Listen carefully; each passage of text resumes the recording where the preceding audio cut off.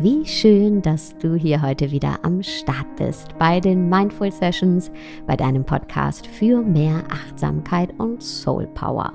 Und um Power geht es hier heute auch in diesem Interview, nämlich um deine angeborene Superpower, um deine spirituelle Superpower und wie du eben diese entfesseln kannst. Und darüber spreche ich mit einem ganz besonderen Gast, nämlich mit Sahs D Simone.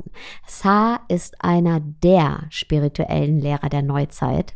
Millionen von Menschen hören ihm weltweit zu und das liegt mit Sicherheit auch an seiner ganz individuellen Art zu lehren und zu praktizieren. Er selbst hat bei diversen Meistern im tantrischen Buddhismus gelernt, aber er hat über die Jahre gemerkt, hey, meine spirituelle Praxis muss auch meine Persönlichkeit reflektieren, die Art, wie ich bin. Und nur so, sagt er, konnte er den Weg in sein spirituelles Erwachen finden, was wiederum alles für ihn geändert hat. Und er ist der festen Überzeugung, dass wir alle diese ganz individuelle Superpower, diese angeborene Superpower in uns tragen und wie wir die entfesseln können. Darüber spricht er jetzt hier in dieser Podcast-Folge und ich wünsche dir ganz viel Inspiration und vor allem Freude mit diesem Interview. I am so happy to introduce and welcome today's guest. I'm very excited also. He is a spiritual teacher and I just love the way he resonates. I love the way he shines, he teaches, and I love his energy. Welcome, Sahs D Simone. Oh, thank you so much. I'm so honored to be here. Thank you so much. Truly so grateful. Sah, we just talked before, and what I love about you is really your deep and profound teaching style combined with what you call sass, and if I may say, I see some similarities between us because we both learned from Buddhist teachers and we both like to refer also to scientific evidence, and we both publish our books in Germany with a publisher. I think yours in April, mine in May. And oh, nice. And we both teach from the heart, but most important and what really clicks me to you or that clings me to you is I think we both know how it feels to step into a room and be confronted with the reality that there are no other people looking like us and maybe no other people behaving like us. And so we both had to find our own spaces or maybe create our own spaces, create our own teaching styles. And what people call with me the spiritual no bullshit attitude is your spiritual sassy. And yes. Maybe you can tell us a little bit more about spiritual sassy. What does it mean to you and what's it all about? Well, first of all, thank you so much. And deep breath for all of us who've gone through that mission of not feeling at home in a spiritual space, seeking healing, wanting freedom, wanting to become better versions of ourselves, wanting to access our hearts, but walking into spaces and feeling like, what is this place?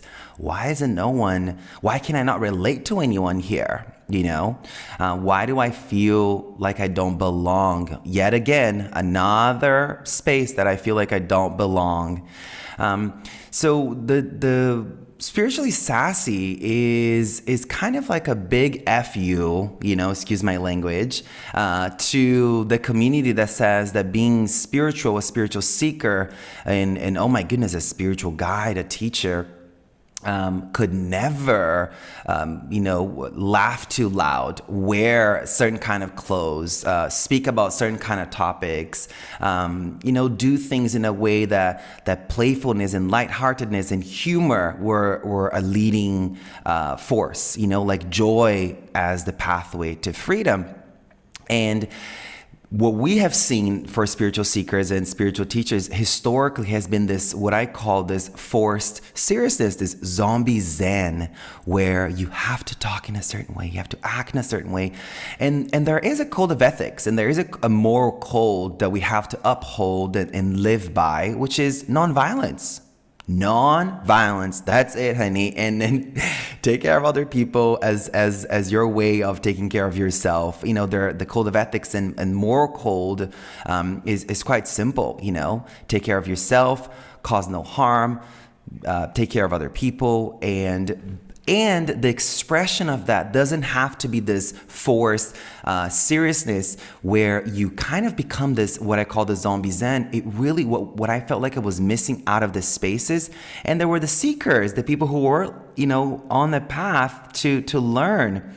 It was amongst us seekers that I felt like, wow, there is this like, this disconnect, this cognitive dissonance with like, our teachers are laughing so much. Our teachers are so playful. They're using humor to access our hearts. They're using, you know, laughter and beautiful symbols and metaphors, and they're showing up to teach in beautiful decadent garb. You know, really adorning their temple. But how come we are not allowed? You know, if you veer off to this way or that way, you're no longer spiritual. And I experienced a lot of humiliation, you know, in different temples, in different ashrams, in different monasteries, until the point that I said, you know what, I am done. I realized that like the real important thing is to really access joy and become a blessing factory and enter every room and changing the psychological temperature of every room by just me really existing from that place of joy. And then while I was writing the book, Spiritually Sassy, I had the opportunity of meeting with Venerable Tenzin Palmo, who's, you know, I believe she's a living saint. She's done 12 years in a cave, and she's just a far out, really impeccable teacher. And while I was writing the book, I was really feeling deflated and disillusioned and really disenchanted by the spiritual space and my community. And then she said to me, you know, the seventh paramita, the seventh perfection, which is not in the scriptures, it's what you're here to teach. And I said, what do you mean? She says the seventh paramita is joy, and that's what you're here to do. And I tell the story in the book because it was that story that reminded me that people like us who have access to joy, it's not a joy that we have, you know, come into life with. It's a joy that we have like earned. You know, it's a joy that we have like literally really done our best effort to pick ourselves back up. That joy is, one aspect of that joy is resilience, right? Is having fought and gone through so many traumatic experiences, so much pain and suffering. And through every one of those hardships, really have, you know, cultivated a little bit more of resilience, and through this resilience opened ourselves up to joy. So being spiritually sassy, there's depending where you come into it, the first layer of it is just saying, you know, the zombie zen isn't the only path to freedom. If that works for you, God bless. Do your thing, honey. Live your fantasy. Do you, boo.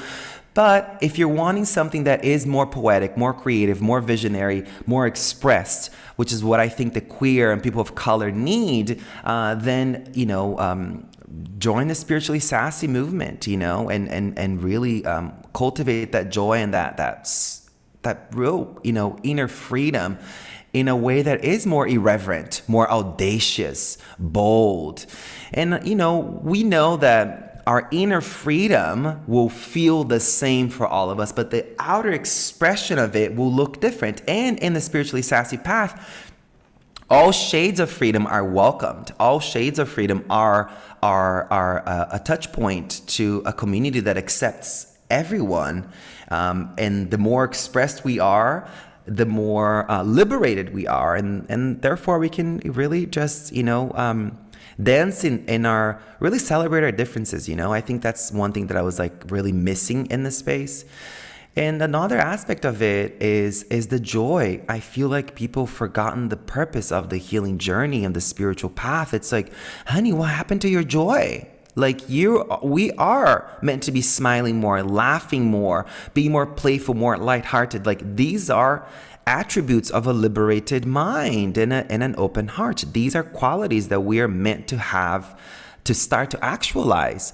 And I lost that during my journey, you know, and I lost touch with that because I was like following this other archetype of spiritual seekers. And so that's a little bit about Spiritually Sassy. It's really about being audaciously yourself and really bringing forth joy, you know. Thank you. And yes, honey. I just absolutely love it. And as you said, you know, spiritual sassy is not a quick fix. It's not like we were born like, oh, I'm just smiling all the time. It's something we really, really earned. It's like bringing the unconsciousness to light, bringing the trauma to light, working with the trauma. It's not this spiritual bypassing and saying, oh, everything is always positive and I'm always feeling good. No, it's like acknowledging, yes, I have my broken parts. Man, I have my broken parts. And they're a part of me, and that's okay. And I can befriend them, and it's okay to not be okay, but it's also okay to feel joyful, to feel playful. And why I can relate so much to you is like what you said, you know, it has so much to do with the bodhicitta, the awakened heart, the awakened mind, to see like everyone has maybe a different way of living and how to express inner and outer freedom, but actually it's we are all the same, you know, in a way. Our fear of not belonging, the fear of not being good enough, all this like blah blah blah, you call it Blanca, your inner critic. So we all have our Blanca, and to say, okay, that's me. I'm vulnerable. I'm open. You know, this is it.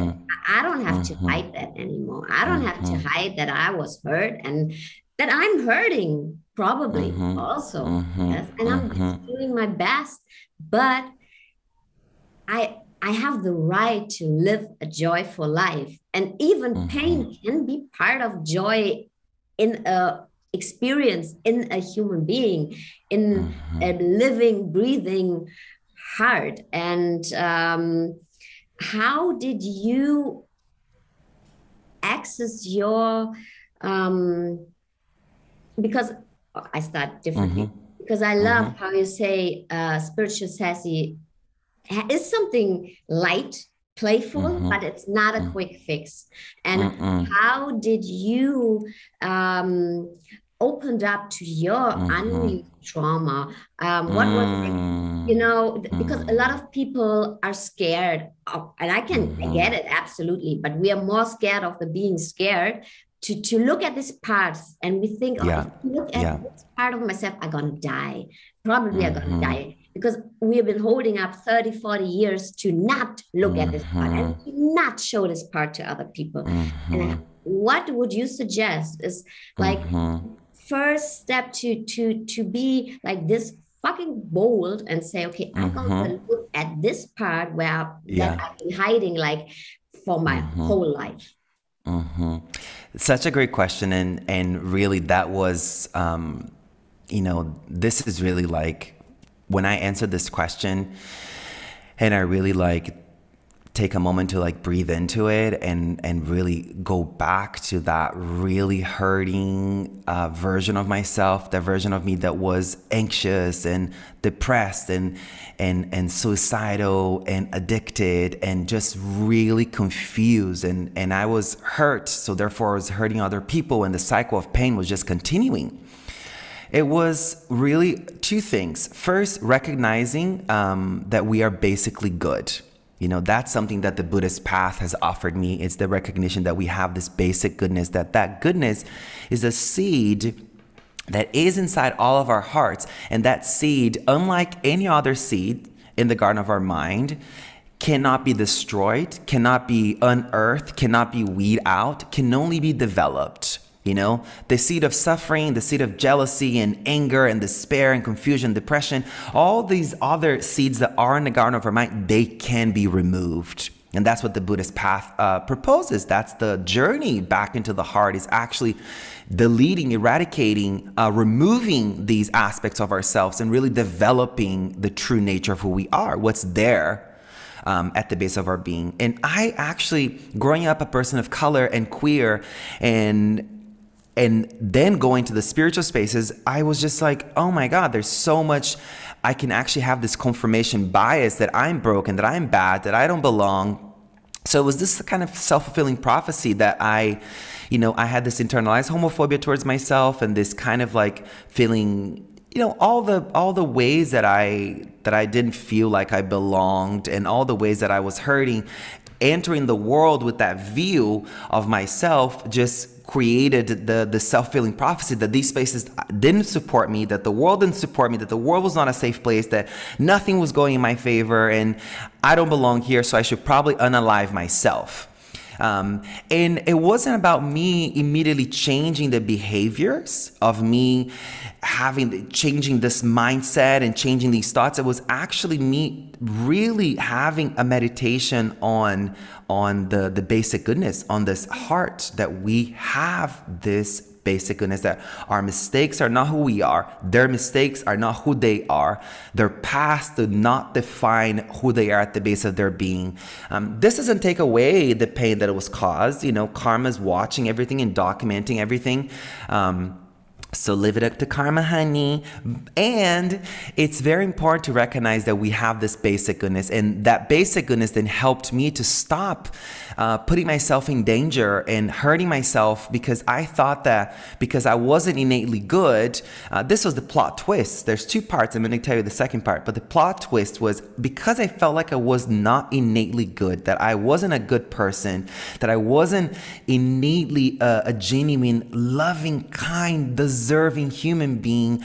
I then felt the need to course correct myself into being good. The way to course correct yourself is by punishing yourself. Look at our justice system. Look at the way we have prisons and the way we approach anyone who does anything that we perceive to be a mistake or something wrong. In our mind, silently, when we're driving, we see someone doing something that we perceive to be wrong or bad or inadequate on the streets. We're immediately, in our mind, we're punishing them. We're putting them in prison. We're putting them in a correctional facility. We're doing something in our mind that's punitive.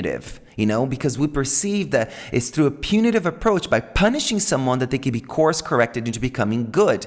And we do this in our own inner world too. We do this to ourselves. We do this with addiction. We do this with our depression. We do this with our anxiety. We do this with every area of our lives. We are misinterpreting this idea that we have to be course corrected into reawakening our goodness. Our goodness cannot be. We don't need to be course corrected through self-destructive behaviors of punishing ourselves to awaken it. It's there because we are there. Does that make sense? Absolutely. And I just recently I read an article about, I don't know, a tribe, I don't know the name anymore, but they are like, if someone did something wrong in their community, they are not punishing them. They are like all coming together to show the person, hey, you are loved. We hold you. And I was thinking, okay, that's a great thing, because we are raised with punishment. Our system functions with punishment. And as you said, our mind is conditioned to punishment, punishing ourselves, punishing others. And what a great way to, if someone makes a mistake, to say, hey, we don't punish you, we don't isolate you. No, we show you we are here and we help you to make things right. And you don't have to have this fear that we reject you, because this fear of rejection that's actually, like, for me, it's the source of my problem. Yeah, our through NVC, nonviolent communication, they say that the number one need that we have is to belong, right? So the fear of being rejected and not belonging, and belonging is one thing. Now, belonging as our true self is a whole nother thing, So walking into the space as your true self and experiencing belonging from that place, that is real miraculous. That's truly spiritual audacity there. So the experiencing the basic goodness was the first sort of glimpse of a change. And I was like, oh my God, what I've been sort of, tripping in my mind, believing about myself isn't the truth. Because if I am innately good, then the ways I've been internalizing my mistakes, the way I've been internalizing the ways I've been hurt and the ways other people have hurt me isn't really all that bad and isn't really all there is to someone and myself. There's so much more to it. And then that opened the door to forgiveness. So the two things when someone asks me, what do we do when we are afraid of entering the valley of shadows, of dancing with Mara, of walking meeting our darkness and actually, as we say in Buddhism, having tea with our demons, right? It's through recognition that we are basically good, and then through the practice of forgiveness. And forgiveness was the first chapter. I believe it's chapter 4 in the book, but it was the first chapter that I wrote for the book because it was through the practice of regret and repair within myself and to the world that something changed. And the practice of forgiveness, we have to recognize that it's an independent practice. And although we know through the spiritual perspective and through science, there's nothing independent in the world. Everything is interdependent. Science proves it. Spirituality proves it. All mystical traditions prove that everything is interdependent, interweaved together. So when we do the practice of forgiveness from our side, I forgive myself, please forgive me, I forgive you. When we go through these three pillars, we are shaking the web non-verbally, non-physically. You can't see with the eyes in your face, but you're shaking the web that we're all connected to.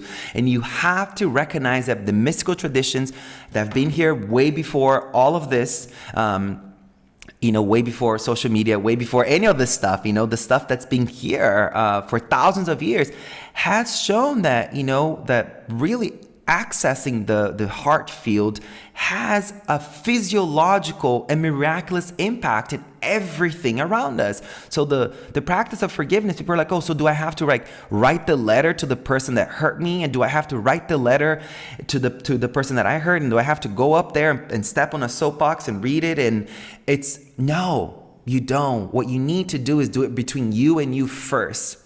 And then you have to have faith in the natural law of justice, which is the natural law of karma, which is cause and effect, right? The consequence of love is joy. The consequence of lack of forgiveness is anger, is despair. The consequence of every single moment of despair and every single moment of anger and every single moment of jealousy and every single moment that you're believing that your pain is who you are and that you're believing that their mistake is who they are, every moment that you spend in that has a consequence. We think about consequences only as bad. But there are positive consequences, like the action of sitting in an afternoon, drinking up a cup of coffee, lighting up an incense, putting some beautiful music, dressing really comfortably, and writing these self-forgiveness letters and forgiveness to other people and asking for forgiveness, doing this work between you, and then burning these letters. You have to open yourself up to something that's beyond what meets the eye. You know what I mean? So basic goodness and forgiveness, it is literally the opening door for the experience of liberation. And the forgiveness part is excuse my language, but it's very freaking hard. It is really difficult to go through a grudge detox, to actually recognize all the ways that you've hurt other people. And really feel deeply the regret and really go to the depth of your regret and make a vow once you reach the edge and say, I will not make the same mistake. For the duration of this life, I will not commit the same mistake. It's the it says that through the literature and the scriptures, it's like, and I'm paraphrasing everything I say that's more on the canonical traditional text. I'm paraphrasing. It's the depth of your regret will show you the depth of your liberation. So the more you experience deep regret for the harm you've caused, the more you're actually going to be able to expand your heart, crack your heart wide open, even wider. And then you do have to come to terms that people change, because you're changing, so are they. They hurt you, but that isn't who they are. It's too hard to understand, right? It's like, I don't want to believe that. But if you want to call yourself someone who's on the spiritual path, on the healing journey, the nectar of forgiveness has to be second nature, has to be with you every step of the way. It has to be on your spiritual fanny pack. There's too many people who neglect forgiveness, and I just believe it's because they don't know what it truly means. To forgive is to release the desire to punish. It goes back to what we talked about earlier. To say, I forgive you, it just means I no longer want to punish you for the harm you've caused me, because I recognize that you are hurting. And we also know that only those who are hurting hurt other people. Because if you're at ease with yourself, if you're relaxed and at peace with yourself, you know that the self, that yourself is the other. That this interdependence fabric that we are all connected to, as you hurt somebody else, you're hurting yourself. So it really comes down to like this, the recognition that forgiveness is a choice to stop the cycle of pain. And it was really hard to realize, oh my God, I have caused harm. I was in a 30-day meditation retreat, and I actually had a really challenging experience, to the point that I packed my bags and I was like getting ready to leave because of that. Coming to terms with the harm you've caused the world, and then coming to terms with the harm that others have caused you, and experience that deeply. It's really challenging, but that is a foundational aspect, a grudge detox, entering the state of forgiveness. And we have to recognize and that it is an art. It's not a one-time deal. You are going to spend months and years. I'm coming up to 10 years of practice, and there's still parts of myself that I haven't forgiven. There's still people that I still haven't forgiven. And the way I know if I have forgiven myself for them is when the memories surface my mind. Is my nervous system all jacked? Is my breath shallow? Is my mind now going to a spiral? Or does it arise and does it pass? Like a cloud. Come and go. Very simple. I don't add any additional stories.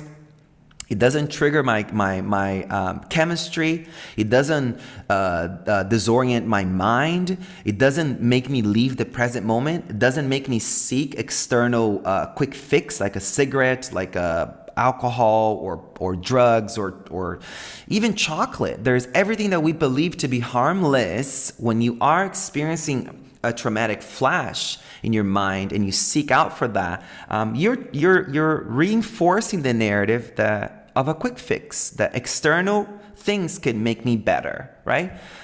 So this is kind of like, just a little bit of something that's in the book that it's like when people come to that chapter, they either close the book or they say, thank you, bye. Oh, they say, you know what, honey, I'm gonna freaking do this thing, and I'm gonna like march through it, because if you did it, I can do it. If you walk through the valley of shadows, I can walk through it too, And there is so much to find in our inner shadows, like shadow work, it's so precious. It's not something we should like lock away. And as you said, it's you have to be bold. It hurts. It's work. Every moment in our lives gives us the new chance to do that work. This is something beautiful, I find. And actually, it's for me, it's to access our true nature. You call it awakening. You know, we always think, or there's this misunderstanding, to awaken, we have to be better, or a better student, or have to gain more knowledge. But actually, to awaken means to get to the pure nature of ourselves, of being a human, right? It's not being better, being more smart or whatever. It's about, hey, it's what the word says, wakening up.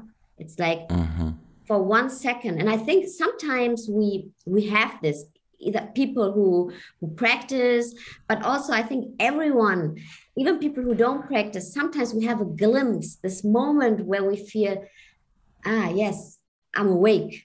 It's like we are sitting in a dark room, and then we realize for maybe just a second, oh, I can turn on the light myself, right? And it's not being more, it's not being better. It's like connecting or getting access to our true nature.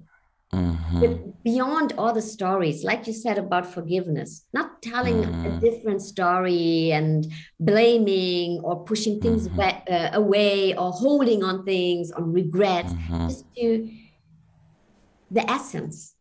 And this is what amazes me all the time is it's something, we have to do less, not more, but at the same time, it's so much work, you know? And what I find beautiful is like every moment of our life gives us the chance to wake up or to work on wakening up, to see our pure nature, and to see how am I as Sarah outside all the boxes I put myself into.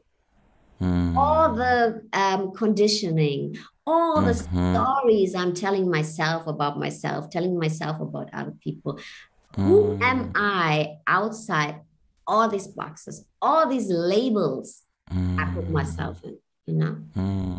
I love that so much. Thank you for saying that. One thing I've been, reminding myself and people often is the fact that when you are walking down the streets and people are like, what does it mean to be compassionate? And what does it mean to actually carry yourself in a state of compassion? And as you're saying, this came up for me. It's the simplicity of entering the world with compassion, to me, means that you recognize that everyone, just like you, suffers and wishes to be happy. And the recognition, not this desensitized world that we have, that we're living in right now, where the movies have become so gory and the music has become so strange and not Berlin strange, which I love, trust me, j'adore Berlin, honey. I love everything about all the things about Berlin, and I'm totally a freak and a weirdo, but there is this kind of need to just turn things up to this constant next level, to get something out of, for us to feel something, for us to experience something, because we're so desensitized, because we have been okay with things that are not okay. We've been really living in our shit for so long that we call that home, when that isn't truly home. There's a quote from Thich Nhat Hanh, I'm paraphrasing again, says that we are so familiar with our pain and our suffering that to do anything different is more scary, that we would rather stay in our shit. Thich Nhat Hanh would never say that, so you know what I mean. So we would rather stay in our shit than to actually experience the unknown, which is the peace, the kindness, the relaxation, the joy. But entering the world and the world through a compassionate state of mind is actually being able to touch, lightly touch the sadness and the grief that we all are experiencing constantly, simultaneously knowing that every single one of us has the capacity to become liberated. Can you see everyone as a Buddha? Can you enter the world? And when I'm stressed and I'm not in my spiritual guide, artist, yogi, mystic mindset, and I'm lost, and it happens frequently that I get lost, but the coming back isn't, the journey to come back to this state of mind isn't so far anymore. That's what 10 years of practice have given me. It's just I can come back a little bit quicker. but I still fall off. It's just the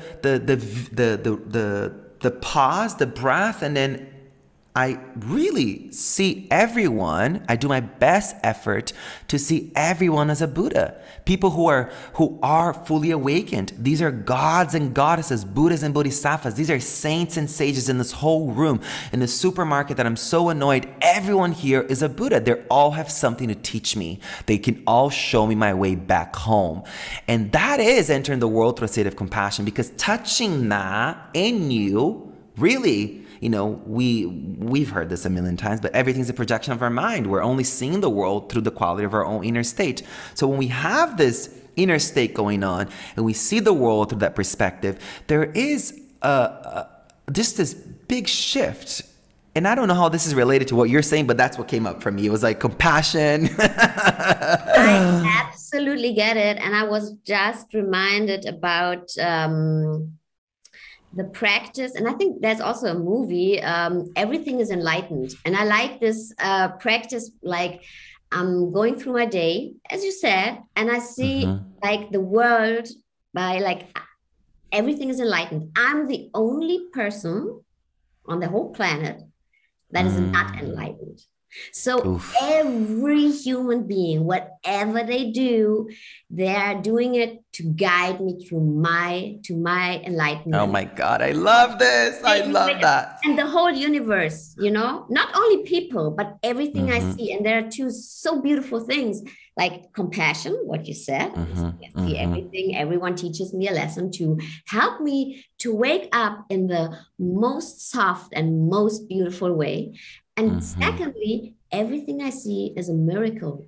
Everything is enlightened. I see the flowers, they are enlightened. Everything is beautiful. It's not like I'm just rushing my way to train station and going through my day, rushing to my day. No, everything is enlightened. And everything, every aspect of my day, every living, breathing thing is helping me to wake up in the most beautiful way.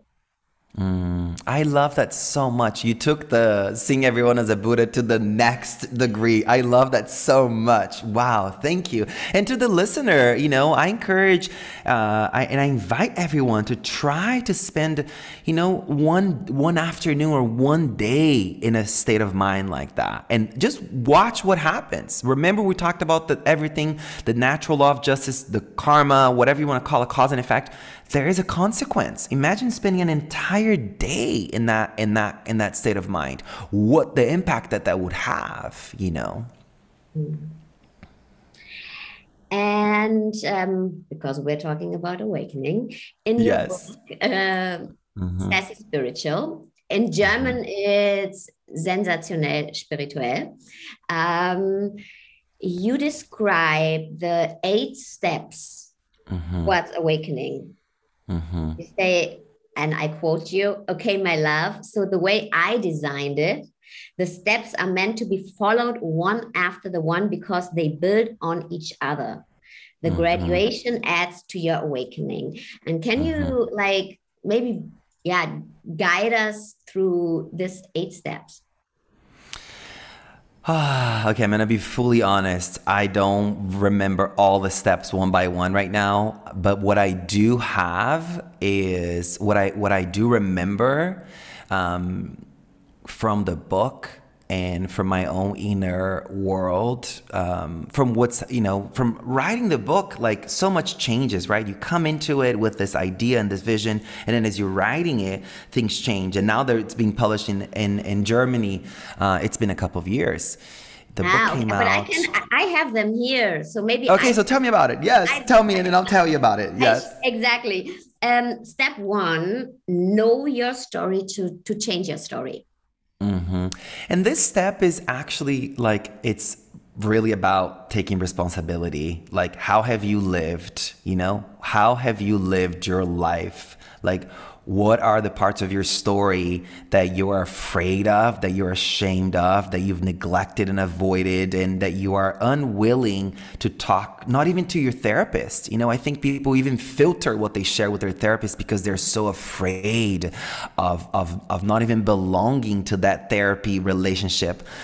So this is the unfiltered look at your biography so far. That's the first step. And the book is a practice book, so you're going to have many different prompts to get you to feel comfortable enough to actually it's okay, honey, it's okay, let's do this work. So that's step one.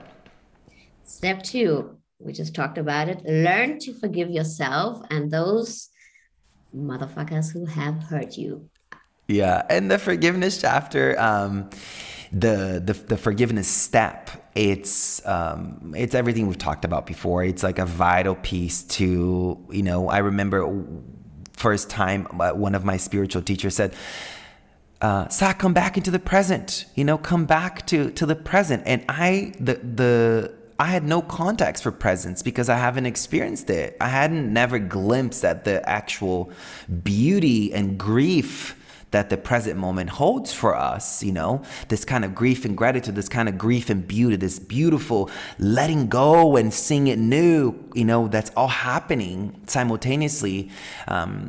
Because every single time I would sit down to practice, my past will come rushing into my mind. I would just be flooded with memories. I would just be flooded with all the ways that I've been hurt and all the ways that I've hurt other people. And so I had no context for presence. So forgiveness, through the practice of forgiveness, I slowly started to experience, oh, this is what presence feels like. Oh my goodness, I like this. This is nice. Oh my goodness. Yeah.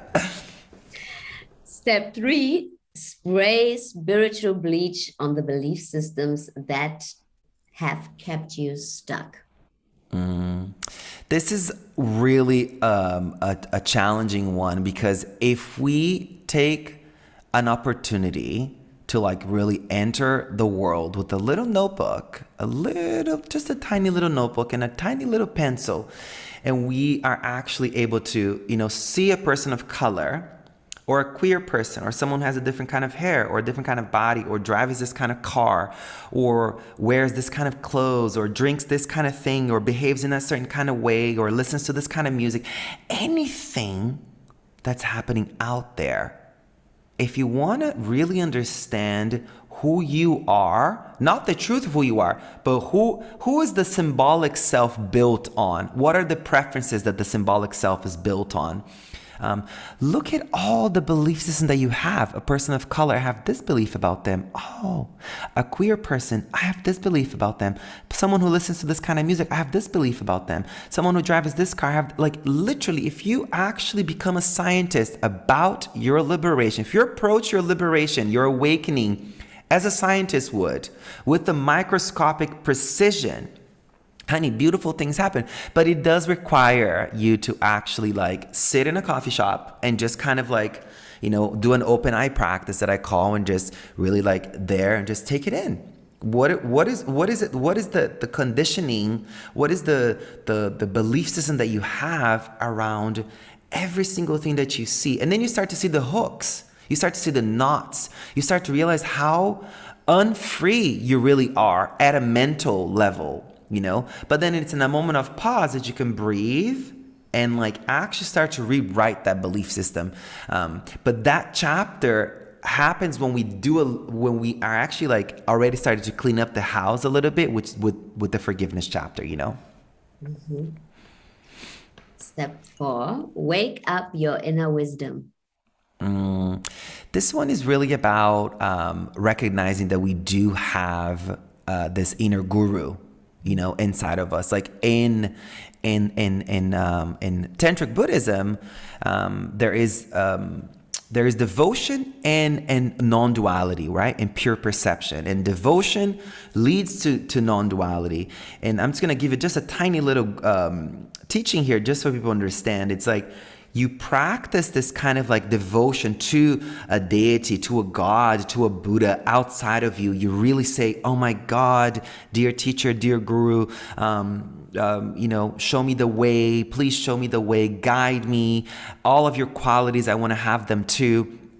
That's devotion, right? Being devoted to. And then on the other side of it, through this experience of devotion, you awaken the pure perception, the non-duality, where you recognize that there's really no separateness. There's nothing separate from yourself, that everything that you're seeing outside of yourself, the guru, the teacher, the Buddha that you are calling in front of you or saying that's in front of you, is really inside of you already. Because anything that you can see, all the qualities that you see in somebody else, or in a teacher, in a guru, in a God, or a deity, whatever it may be for you, is already inside of you. So that step is to trust that you have access to this cosmic wisdom, and to know that when you're listening to that wisdom, you're actually tending to the needs of the heart versus the desires of the mind. And there's very specific practices in there to get you to differentiate. It's like, when am I listening to the inner wisdom versus when am I listening to my neurosis, So there's a very clear distinction there, Yeah, and actually it's spraying spiritual bleach on our belief system is like cling to wake up your inner wisdom. Because when I see that I'm a goddess, because I see goddesses, it's the same. Like, but if I shrink people into boxes because I label them, because I think, okay, because they are queer, they must be in a certain way, then I shrink myself into boxes, right? The more I get other people out of boxes in my head, I can enter the inner wisdom and see. Yes. Oh my God, beautiful. And I love that you said that like the more you put people in boxes, the more you are putting yourself in these psychological prisons, and the more and more you're actually like, not getting free, honey. That's really what it is. Thinking ourselves in this little jail cells in ourselves, right? Yeah. Step 5, make your superpower. This is when we recognize that we have a gift, that we have something to offer, that the depth of our liberation will dictate the depth of our contribution, that the more free we are, the more freedom we will bring into the world, that we recognize that our superpower may be our pain point, our wound, our all of our challenges. Maybe it's through our mess that we may, really awaken our message, and maybe it's through the most karmic patterning in our lives that we are going to discover our dharma, For me was actually through my challenges with mental health and experiencing all kinds of different states, and really saying, oh my God, this is like literally my pain is depression, anxiety, suicidal ideation, addiction, and wanting to become free, wanting to actually like be a researcher, a scientist about what causes this and how do I get free from it. And that really was what oriented my life to a life of service towards helping other people to become free too. So this chapter is also, this step is also a reminder that naming your superpower it's not necessarily that everyone has to have a spiritual podcast and become a spiritual teacher and a yoga teacher, whatever. Literally, if you read about the lives of the Mahasiddhas, these radical saints that lived in India thousands of years ago, you really realize that it's about disregarding convention. Once again, it's about you can actually make jewelry that is touching grace. When I see you wearing this beautiful piece of jewelry, I'm immediately connected to my heart. I'm immediately opening myself up to a state of beauty. And when I experience inner beauty, what do you see in the world? You see beauty, so then you're going to be a kinder person. Maybe you're making a latte, and you're blessing. You may be a barista, and you're blessing the coffee, and you're really like bringing that inner miraculous blessing factory state of mind into everything you do. So then everything that That's the way people engage with what you make from that place will be beneficial. So that is a contribution. It doesn't have to look like how it looks for you and how it looks for me. This is just our current expression of it, you know. I love that you're saying this because I love what I'm doing, and I'm sure you love what you're doing, but also sometimes people get the perception you have to like be a spiritual teacher, or you have to be recognized by other people, you know, in a like on this all these things like social media, and you are living your superpower when you have a big audience. And this is then also so much with the ego, right? And I'm always checking myself. Like, is that what I'm doing? Like, is it my ego? Like before I started my podcast, I went to my Buddhist teacher. He's like 80. And I'm like, hey, I don't know if I'm allowed to put these teachings out there, or like, let's be honest, on social media, you know, I'm talking about like spirituality, but and these ancient traditions. And at the same time, I'm posting every day, like a picture of myself, and it's all about myself, you know? And he said, you know what, as long as you ask yourself these questions, go out there and do what you're doing, you know? But it's also misleading sometimes, because everyone has a superpower. And you know what, my superpower, maybe even my superpower maybe isn't my teaching. My superpower is like to be a good mother, maybe, or to be a good listener, to be a good friend, right? So it has something also very like, it's just between two people. Maybe no one like outside the world sees it. Like maybe just the one person who's in need, and you take your time and listen to this person. Or you're cooking, like you're taking care, you're cooking for your partner or whatever, you know? So it's not something everyone has to recognize, you know? It's like the one heart maybe you touched, and maybe, not maybe, that's it. And one single light can light up like the world of someone in that moment. And that's why I love what you said, because I think we really have to like, it's a responsibility also, right? Because I see that a lot, that people say, but I haven't found my superpower, and people are not recognizing. It's not about getting recognized from the outer world, you know, and small, every act of kindness can be a superpower, right? Yes, exactly. And, you know, two things come up for me, like a quote from Mother Teresa.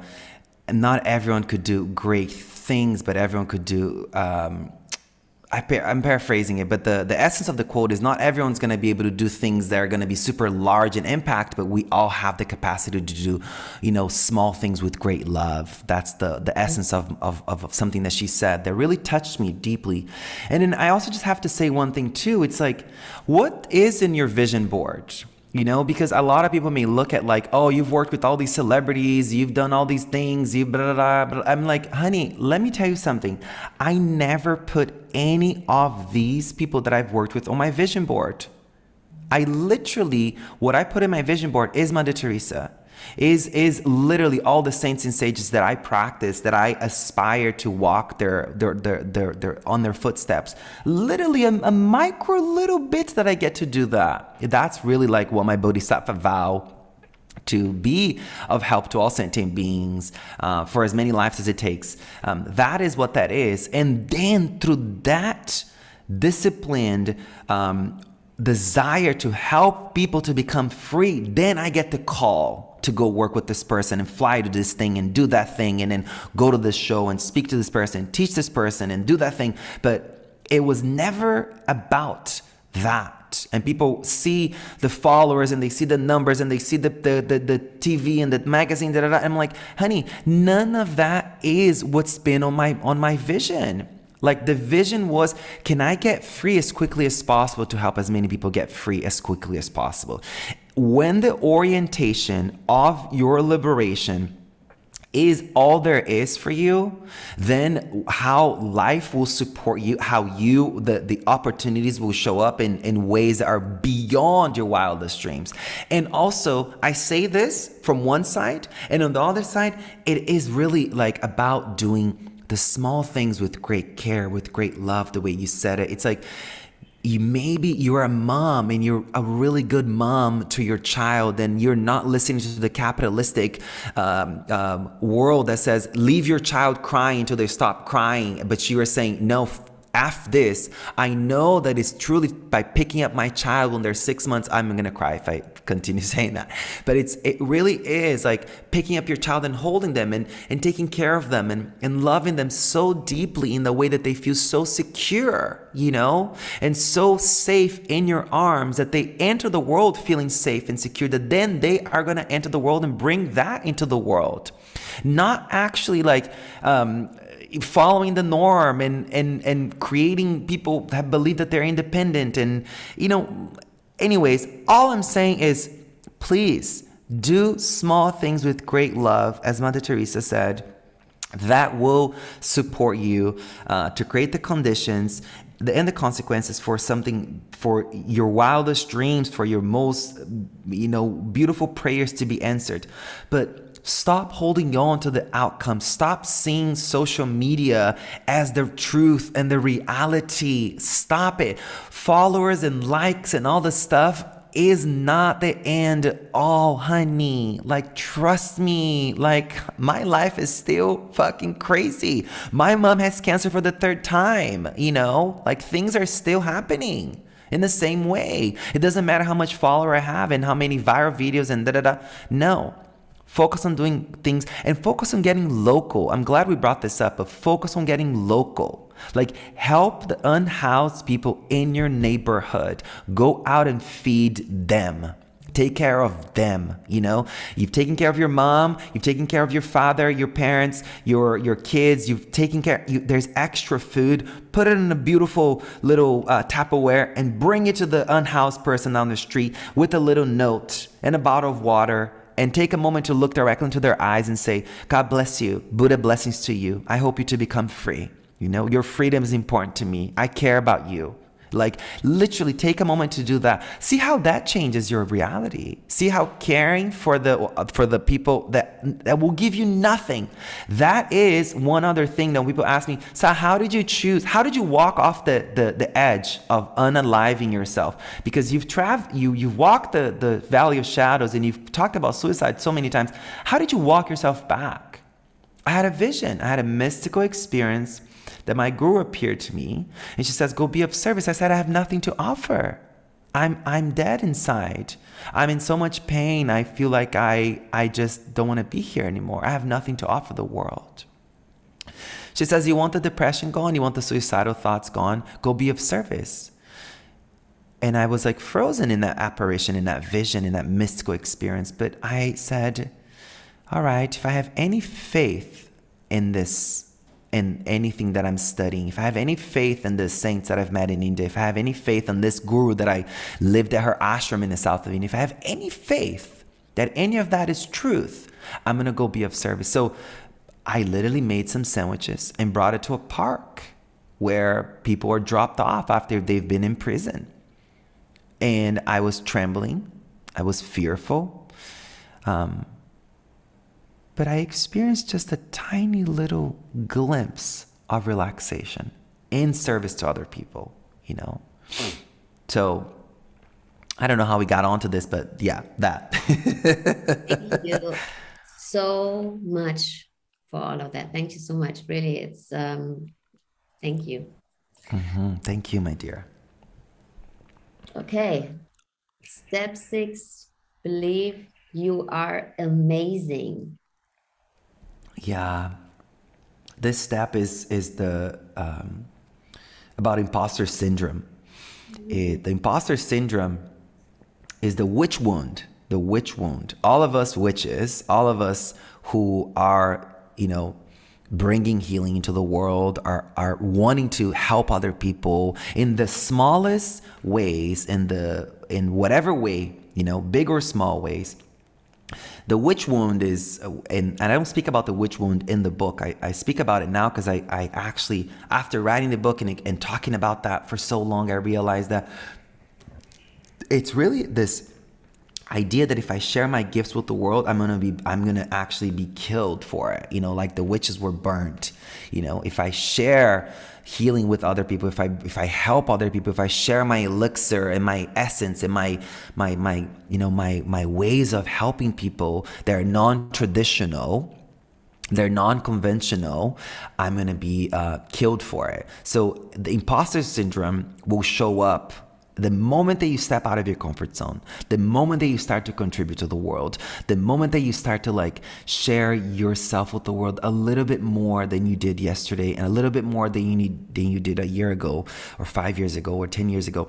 Anytime you step out of your comfort zone, you will experience this kind of like pushback of, oh, I'm not okay, things are not okay, I'm scared, I should go back to my comfort zone, I don't deserve to share my gifts, my gifts are not needed, you know, people don't need it. Honey, that step to believe that you're amazing is literally one of the things, like when I talk about forgiveness as being something that has to be in your back pocket with you all the time. You know, when you go through like your favorite jeans in your closet and you find a $20 bill in there, that is what I'm talking about. It's that old crumbled up $20 bill that is always in that pair of jeans. That's old and it's been there. It goes to the laundry and comes back and still there. That is what I'm talking about. It's to believe you're amazing. It's a constant practice, you know. Every time I step on stage, I have a tremendous fear. Even before I came on here, I was like, okay, breathe. And I was painting and then I get a notification. Oh, in 30 minutes you have a podcast. And I was like, oh my God, I have a podcast. And I was like, girl, relax. You have something to offer. Breathe into that.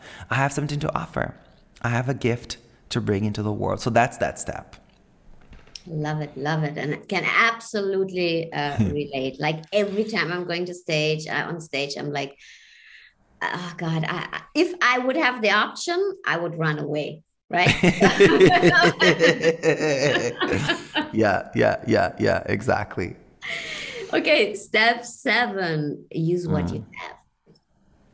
Use what you have is activate your resources. I think we think like, oh, when I have the follower, it goes back to what we said earlier. When I have those amount of followers, I can help people. When I have this house, I can host people. When I have this car, I can go to that place. When I have this amount of money, I can go to this thing. This step is really about like looking at what you already have, and you're going to be surprised at how many resources you have, you know? And also like this step is also about shifting your priorities, you know, like how many times have you saved up money to buy things that you don't need to impress people that you don't like? You know, how many times you've literally like put more money into a car or to a house or to a pair of shoes or a bag or whatever, or change your hair or whatever, things that you're just doing to sort of present yourself in a coherent way to the world.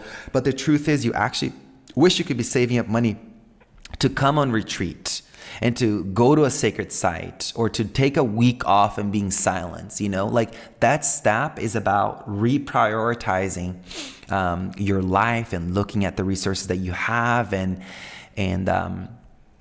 it's really an amazing thing when you go through the steps on that. And when you go through the practice on that step, you actually realize that you have a distant cousin who is a published author who can actually give you guidance on like how to write that book, that you actually have a friend of a friend who started a podcast and they can help you to start a podcast too. They can tell you what the equipment that they need. And that step, I tell the stories of the fact that my inner circle of my closest friends are all people that I met on the internet, you know? All people that I reached out when I came back from India, feeling sort of lost and really energized, but lost and energized. And I reached out to people on the internet and I said, hey, I love what you're doing. Can I have some guidance? Can we meet for coffee? And I got to tell you, like, at least half of the people that I wrote not only met with me, but I didn't have any followers, honey. It was literally just like the inner guidance. I met with them and not only they gave me guidance, not only they supported me, but they also became my friends. That is the thing that I say. But I say this to people, and then people go out and reach out to people who are in a completely different stage in their personal evolution, completely different stage in their career. That gap, you got to be aware of that gap, honey. You know what I mean? Be conscious about that gap, but still reach out. You know, drop in and like really do a spiritual dowsing. Like, is this the right direction? Is this the right person? And you're gonna realize that, you know, these are your people. And it's amazing to look at like my phone book and see how all these people that I was a fan of are friends that I call when I'm in despair and I'm lost and I'm in deep grief, you know? And I think we have a last step, right? Yes, stay laying.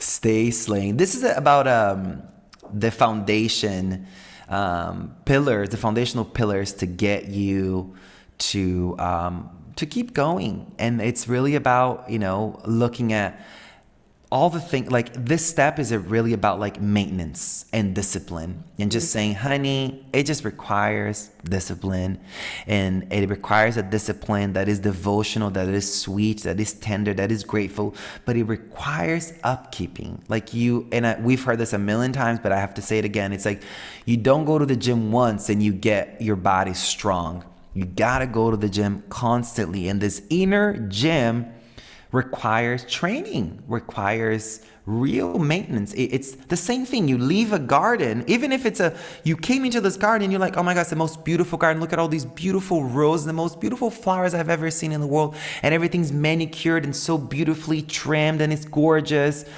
And you don't go into that garden for a couple weeks, and then don't go to that garden for a couple months. And then you're going to see those beautiful flowers now covered in weeds. That step is about actually reminding you to go back into that garden and weed out the weeds, pull away the weeds, water the beautiful flowers, water the beautiful things that you want to grow in your life, you know? And really take time to weed out the stuff that you don't want. You know, the word Buddha, there's many transliterations for it. There's many ways of translating it. But one translation that I love is the removal of who we're not and the development of who we are. And that's something that has like stuck with me, and I love it. And that is the same metaphor about the garden. It's the last chapter is about the maintenance. It's really about like recognizing that, you know, all these challenging aspects of ourselves, all these aspects of who we are, they are part of us, but they're not who we are. And that is what the step is about, you know. But you gotta practice. You gotta practice. You have to have devotion towards it, and just think about like how much effort you put on accumulation of stuff. How much effort you've put into accumulating stuff, into developing your greed and develop your selfishness and developing your self-cherishing, developing all the stuff that we don't like about ourselves. How much time you've put into that. Like imagine if you've shifted the focus and you actually didn't, you know, like do the things that they're external, that will give you some external validation that other people will applaud you for, that you didn't put as much effort into that, but you actually put effort into developing your inner garden, your inner world, your inner sanctuary. And then you let this inner world non-verbally communicate to the world that you've changed. What would happen if you actually reintroduce yourself into the world non-verbally, by the state of being? You know, what would happen from that place? Miracles. It's amazing how people are like, wow, I feel like I can tell you anything. I feel like I can, you know, let my hair down. I can show up without makeup. I can put down my guard. I can disarmor myself. I can be truly me. And you didn't say a single thing. You just are existing. That is the offering of the book, is to actually get to that place where we are existing in a way that's so relaxed, and everybody around us feels relaxed to be themselves too. You know, that's my hope, that's my wish, that's my offering with Spiritually Sassy. I love your vision. I love your work. I love you. Really, Thank you. And thank you for taking your time for this interview, for sharing with my community your wisdom, and being so So relatable. Thank you so much. I put all the information to you in the show notes, of course, and I Yes. can just encourage everyone who until this point didn't know you to really follow you or get in touch with your teachings, because you radiate love like a fever. That's how Thank you. and I want to say Oh thank my goodness. Thank you so much. Wow. Truly appreciate it. And it's mutual, honey. I'm like, yes, please. I want to come to Berlin. I want to see you. I want to do all the things. This sounds so amazing. And thank you so much for having me, and everyone listening. Thank you. Thank you. Thank God for you. Thank you for being here. Thank you for choosing to live, the audacity to live. Thank you. Thank you. Thank you. Thank you so much. Bye-bye. See you later, my love. Und vielen, vielen, vielen Dank auch an dich, dass du hier heute wieder zugehört hast. Und ich würde mich wahnsinnig freuen, wenn du Sah und mir einen Kommentar, eine Bewertung bei Apple Podcasts hinterlässt und uns wissen lässt, wie dir diese Folge gefallen hat. Und ich wünsche dir jetzt erstmal einen wunderschönen Tagabend, wo auch immer du gerade bist. Ciao.